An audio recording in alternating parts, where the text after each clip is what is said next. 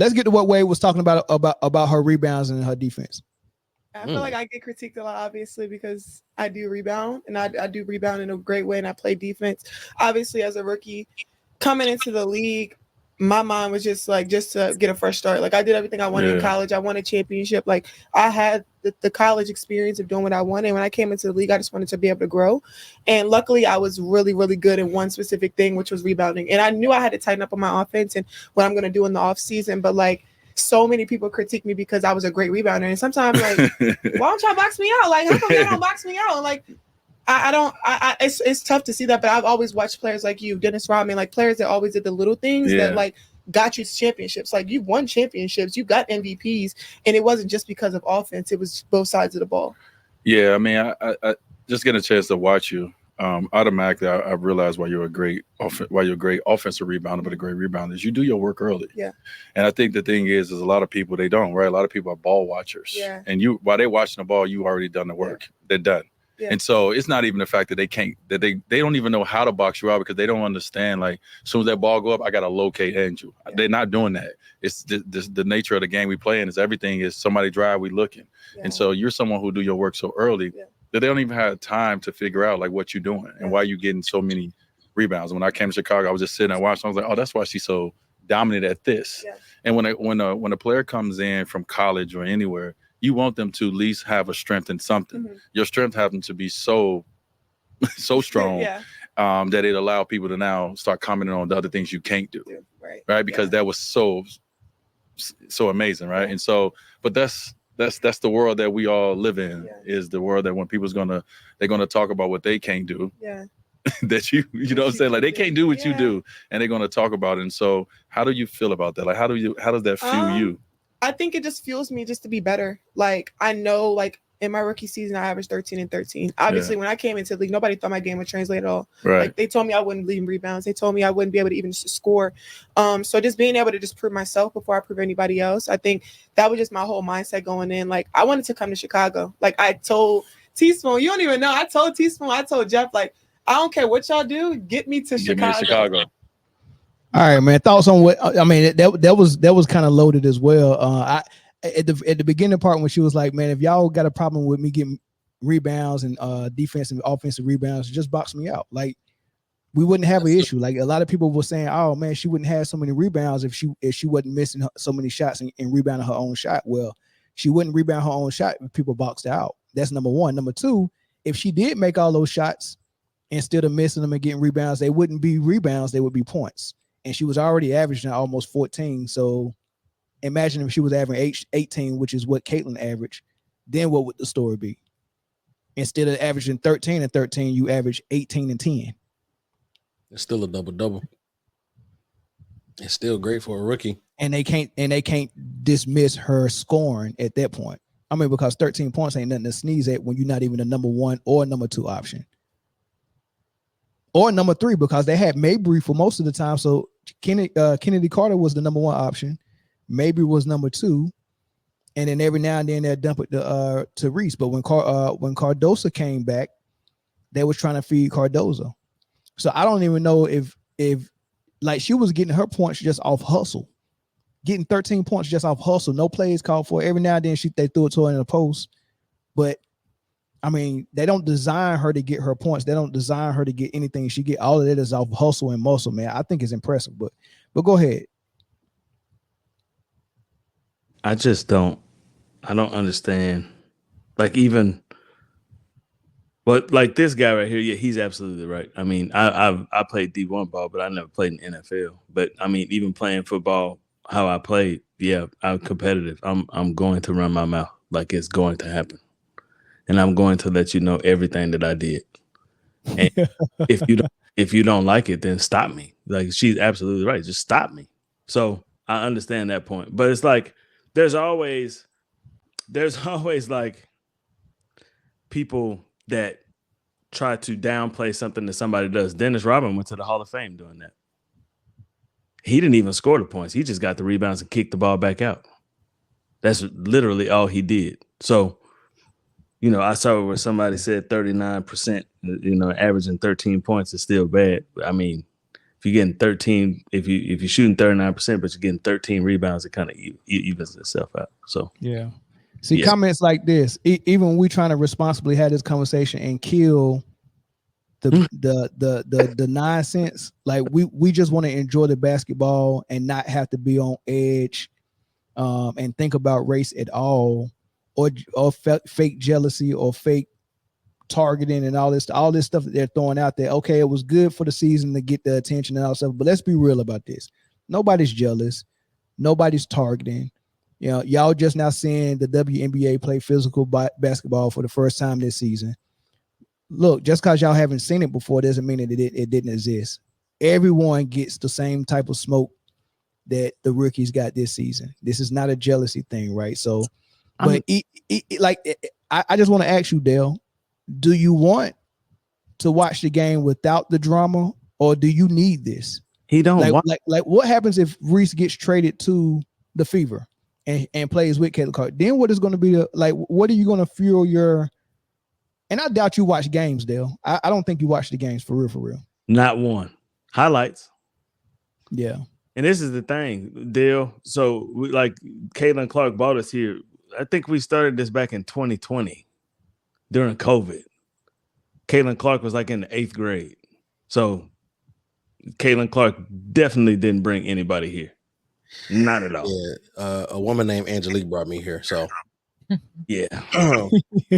But if Angel Reese and Caitlin Clark ended up on the same team, it would be one of two extremes would happen. And there's no medium, there's no slight. It'd be one of two extremes. One extreme is that the majority of the Caitlin Clark fan base embraces Angel Reese because now Caitlin Clark gets the help that she apparently so desperately needs in Indiana with 3 other top 3 picks, whatever. So they embrace her and be like, oh, this team is going to the finals, da-da-da-da.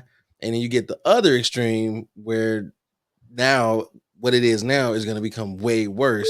You're going to say that she's riding the coattails of Caitlin Clark and da-da-da, this, that, and third, blah, blah, blah. So for my sanity's sake, I don't ever want to see them on the same team.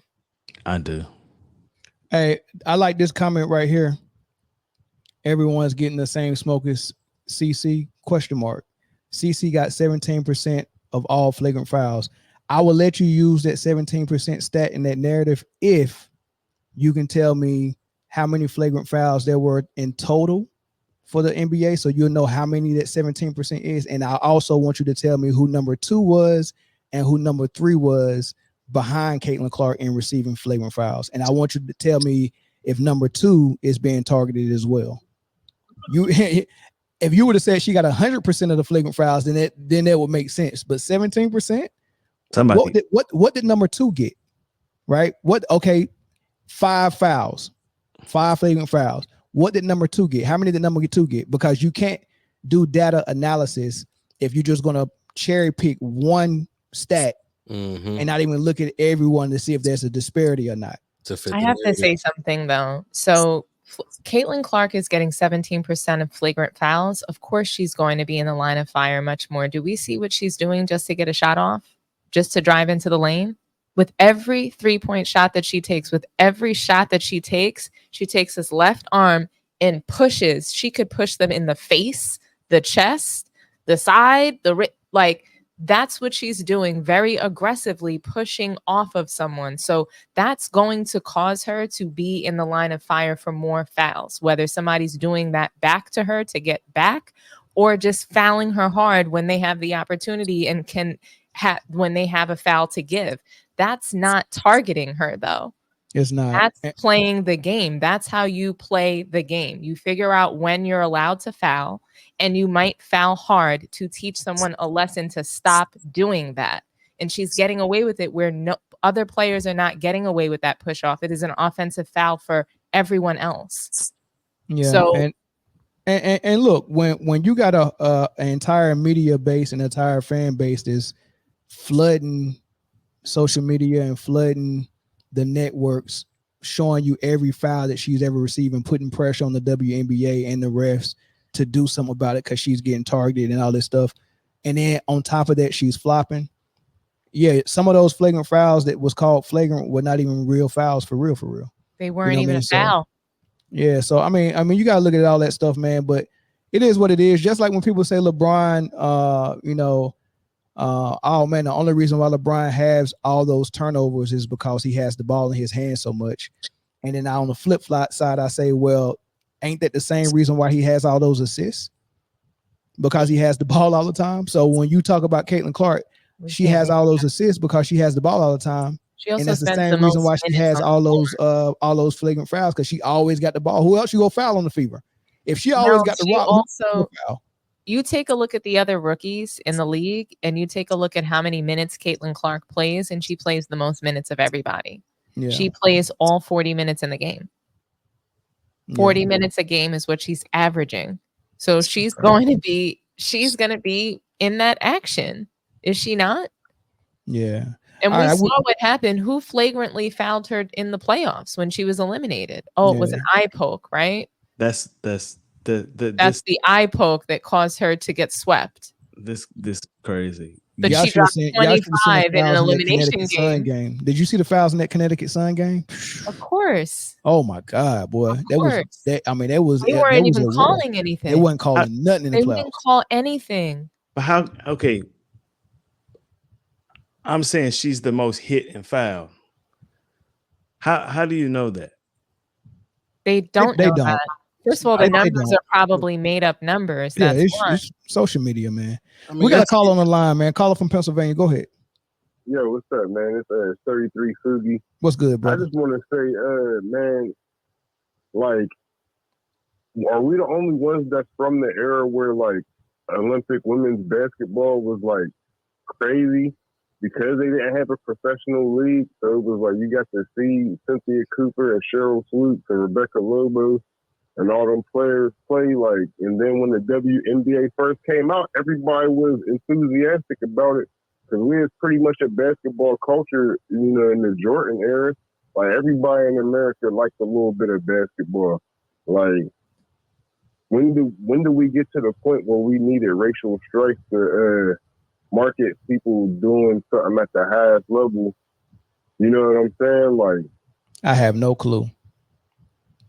I don't think race is even needed, but I mean, even with the Larry Bird and Magic Johnson thing, right? Like, those two was just competitors. They played in the most televised national championships in college basketball history, and then they happened to go to rival franchises in the NBA, and they was just competitors. Larry wasn't looking at Magic like an N-word, and Magic wasn't looking at Larry like, you know, whatever, you know what I'm saying? Like, right. But the media introduces all these narratives.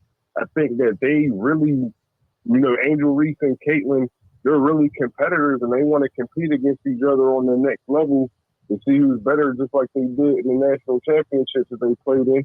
You know what I'm saying? And everybody else is injecting this narrative about it.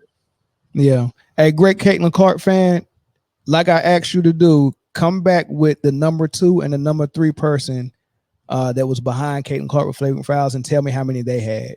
I know the answer, right?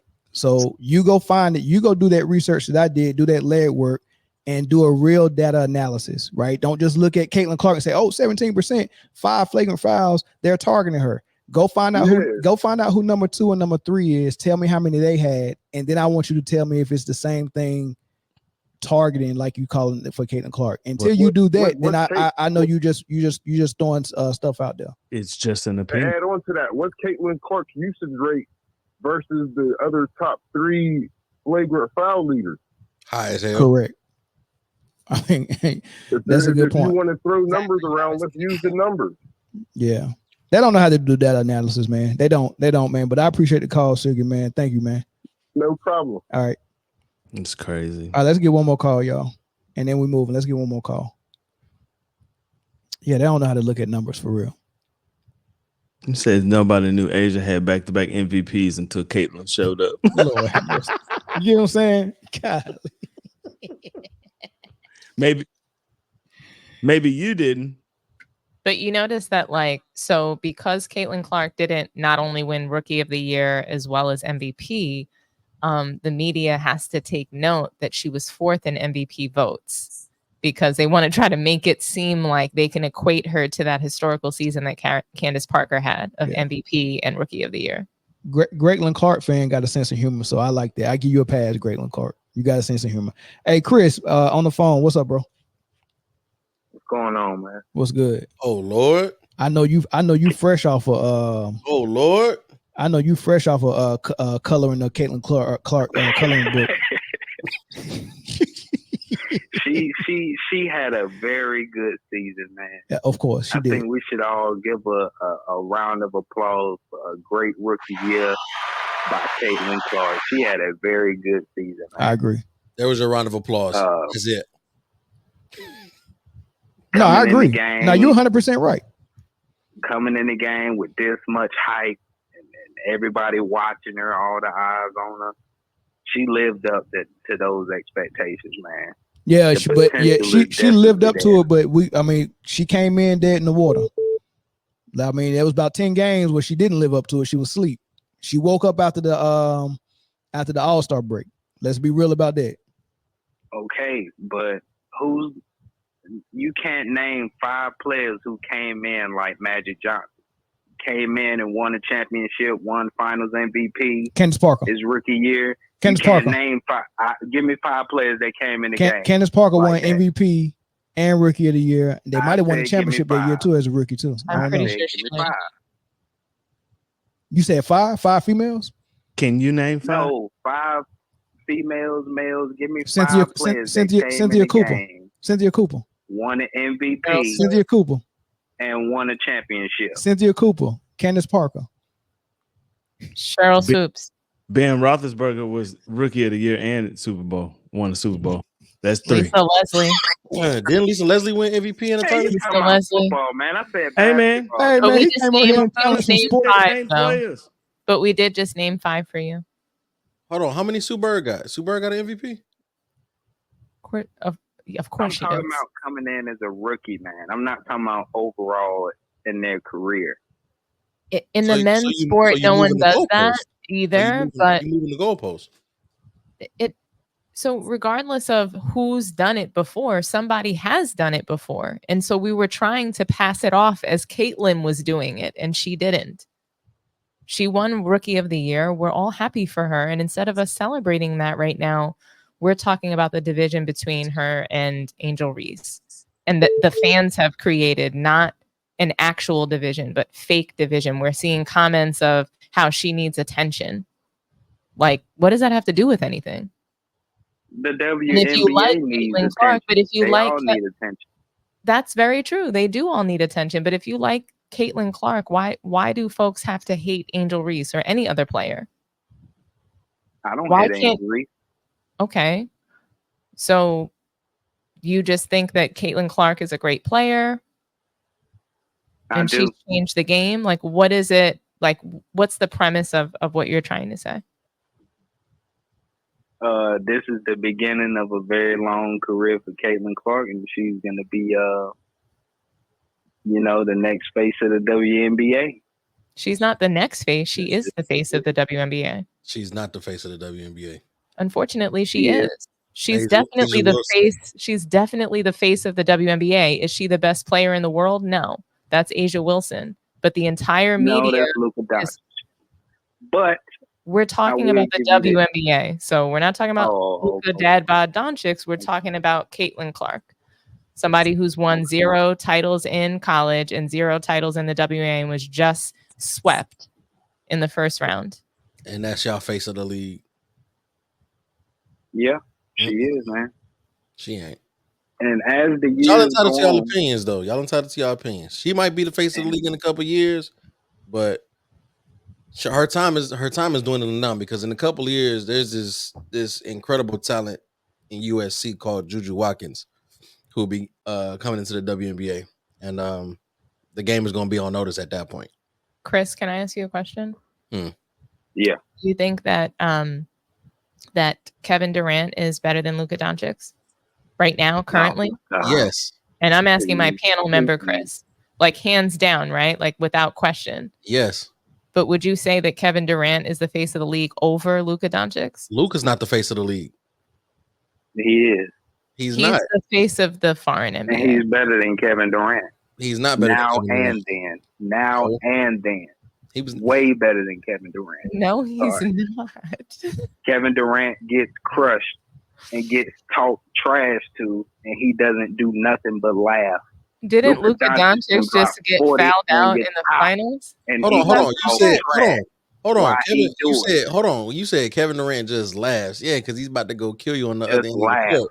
But Like Luka a clown. Doncic, Just you know laugh. how often? Hold on. You know how often Dallas plays 4-on-5 because Luka's talking to the ref? All the time. I could tell you about it. 65 to 75% of the game is 4-on-5 because Luka's complaining to the ref. That's not better than Kevin Durant. You don't play defense. That's not better than Kevin Durant. Now that I am tired of Luka doing all that talking to the ref. But if any one of them players talk trash to Doncic, he's gonna drop 40 on the top. Kevin Durant is gonna pass the ball and look around to see who's open, do his little hezzy tween, run to the mid range. I mean, come on, man. I'm tired of Kevin Durant. You're asking a guy. Hold on. Diminishes his career every year, dude. Every year. Hold on. You're asking a guy who's coming up in year 18 who had an Achilles injury to do all these things that this younger, supposed to be more athletic guy is supposed to do at his age. Who's more athletic? Supposedly more athletic. No, he's not. That ain't even supposedly. No, he's not. Luka is supposed to be able to do these things. No, he's not. No, I'm talking. Luka doesn't have to be athletic. He will cook your favorite player.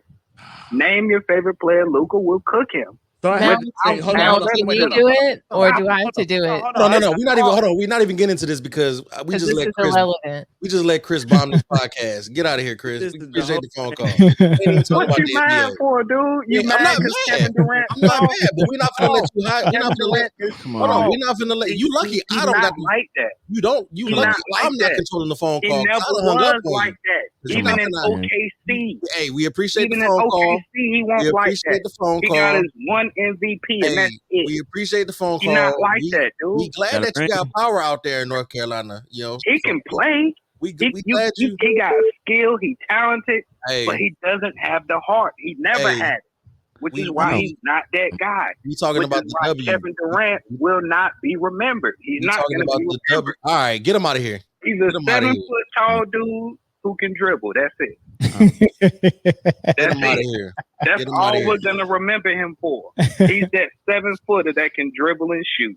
Only That's thing it. That whole thing. That's It's like it. that whole thing I used to say about James. Stop it, bro. It's the same Doncic thing. is Like him. it's like that Doncic whole. is him. It's like that. Stop it, bro. Everything. And I am a 100% Mavericks fan until I die. You know what I'm saying? But I can be truthful about Luka Doncic. It's that whole net average thing. If you scoring 56 but giving up 55, your net average is a 1. That shit don't count. The man just doesn't went to count. finals and Bro, if you're scoring 56, hold on, Corey. And you giving up 55, your net average is a 1. I love this. We go That's ahead. all. That was your difference in the basketball game was 1 point. That's it. Congratulations. That's all your to difference Luka. was. Congratulations to Luka for winning second place. You know, Congratulations. I didn't know that we gave out trophies and medals and rings and banners for second place. So congratulations. Congratulations to that. And you talking about he made it to the finals. Did he make it to the finals? Because if I remember, it was 4-1. Yeah, so real quick, hey Chris, hold on real quick. We got another caller from California that just called in. Hey, go ahead, caller. What's happening, man? Down it's the real Elise. What's good, man? Where you been? Shit, life, just working. I feel you. I mean, basketball season's coming back around though, so you know. Yeah. What's your thoughts? You're gonna hear and see a lot more of me.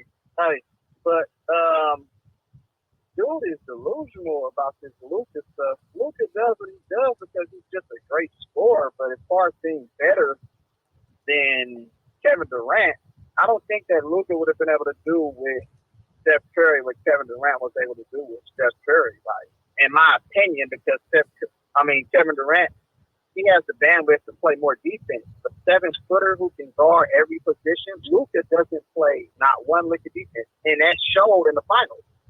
He was a great scorer, but he shot a high volume of shots and he shot a low percentage. Like, you know what I'm saying? When you put physicality and body that's big on Lucas, he kind of struggles a little bit. I know he got past the Minnesota Timberwolves and OKC, but it took him, like Kyrie freed up a lot of his, you know, ISOs and everything, and he got the right match. You know what I'm saying? The right matchup that he wanted in those games. And they went to the finals, but I knew that they wasn't going to win because Lucas, he's not going to give it to you on both ends of the court. He's going to get tired and he's going to complain a lot to the referees, which we've seen him do throughout all his whole career. And that's the reason. And he's never in shape. So he looks like he might be in shape this year, but that was one of the complaints Jason Kidd had with him coming into every season since Jason Kidd has been the coach, has been his condition. And it's only going to show he's getting older, more injury prone. I don't think Dallas is going to be there. In my opinion, I don't care. The whole play thing, I don't care about that. They lost, you know, Derrick Jones Jr., who was a great defender, and he was like the Bruce Bowen of the Dallas Mavericks, in my opinion. So that's what I had on that. I mean, I don't know. Was that the topic? I was just responding to the caller. He just sounded crazy. he's still on the line. You sounding crazy. Oh, you still on the line? What about you sound like a LeBron Check this out, dude. Luka Doncic was hurt this whole playoffs. Let's start there. No. Right. Number 2. So he plays defense when he's healthy. So he gets fouled out. Number 2, he didn't start playing defense until he went to Golden State. So stop that. And another thing, even Steph Curry's better than Kevin Durant because the whole time in the playoffs, everybody was doubling Steph. Players are more afraid of Steph and his gravity than Kevin Durant. They let Kevin Durant shoot. What? Let him shoot. That's why he won those finals MVP. They let the man shoot. Hey, hold on. 1 second. Hold on, real quick. This will tell me everything I need to know. Hold on, this will tell me everything I need to know. Hold on, Chris. Hold on. Chris, how old are you? You said what? How old are you? I'm like about 30. 29. What's up? You are not 29. He don't really know nothing about basketball. That's what it is. Chris, where you going with this line of questioning? I'm gonna let you slide, bro. I'm about to flame your little egg ass. I'm about to flame your little egg ass. Flame your ass, nigga. Broke ass nigga. Fuck the fuck up, nigga. All right, man. Hey, look, we gonna put y'all on ice, man. Hey, look, listen, Elisa, we gonna put y'all on. Hey, we thank y'all for calling, man. We're gonna put y'all on ice, man. Y'all getting a little bit too heated, man. It's just sports, fellas, man. Remember, we all brothers and sisters at the end of the day, man. It's just sports. Yes, sir. Money don't have nothing to do with that, LeBron. All right, brother. All right, thank y'all. Did y'all want me to stop there early? You should have stopped a while ago, 15 minutes ago. Why y'all didn't stop? The moment Luka got, I tried. I kept saying, man, I'm ready to go. Like, let's go. I tried. The moment Luka got mentioned, we should have. Yeah. Wow. What's wrong with Luka getting mentioned though? Man, I don't even want Chris and Luka. You know where it's gonna go. You know where it's gonna go. And he love him some Luka. You know, Chris don't really like Luka that much, right? For real. Chris just be trolling us, y'all. Yeah, okay. I'm telling you, man. Chris be trolling us, man. But no, I mean, I think that was interesting stuff, man. For sure. I did want to show y'all one thing though. What's up?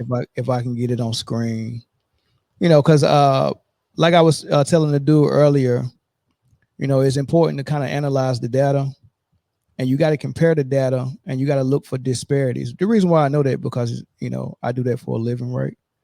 So I kind of analyze that data like daily. so I know you just can't look at raw stuff and not compare it to nothing, and then think you know what you're talking about, right? I have a question though. Do you know who in your data, do you have who has the most technical fouls? Because how come her fans have nothing to say about her having the most technical fouls of the season of anybody? I can pull it up too. Hold on, let me show you the. They have nothing to say about her behavior, but somehow everybody else's behavior is just so horrible. Okay, I put that on screen too, right? So this is the technical fouls of the season. Caitlin Clark is number 3 with 6. Mm-hmm. So that's how the technical fouls fall out. You know, hot head, you know, that's what she brings to the table, right? But let's look at these flagrant fouls as well. And I'll put that on screen. And this is Rebecca Lobo, you know, because she got tired of all the race baiting and, you know, all the false narratives and stuff like that. So she did the research herself. Was like, look, in 2023, Satu Sabali was flagrantly fouled 4 times. In 2022, Era Powers was flagrantly fouled 5 times, right? So that's the last 2 years, 5 and 4 for 2 separate different players, and no one put the narrative out there that they were being targeted, right? Nobody. Now, when it comes to the most technical fouls, we can go to see who's dishing out the flagrant fouls as well. And it's funny. I think the most flagrant fouls and most technical fouls of all time is Diana Taurasi by far. She's killing it. But I found it odd that the two Fever players that are teammates of Caitlin Clark's last year, they both, Aaliyah Boston had 3 flagrant fouls that she committed last year, and Kelsey Milsha had 2. I just thought that was interesting. Like, what do you make of that? What I make of that is that the Fever have trouble with their defense, and they got even worse this year. What? Why are you laughing? I'm just saying, you know, I'm going to be doing a show, and I looked up some data too, because I was looking at how, you know, Caitlin Clark's stats helped her team. Yeah. Caitlin, a lot of people say she's been targeted. It's all over the place. Let's not pretend like it's not there. But let's move along, man. Caitlin Clark is one of the people saying that she was targeted. He was just on here saying she's been targeted. She has 17% of the flagrant fouls. Yeah, I concur.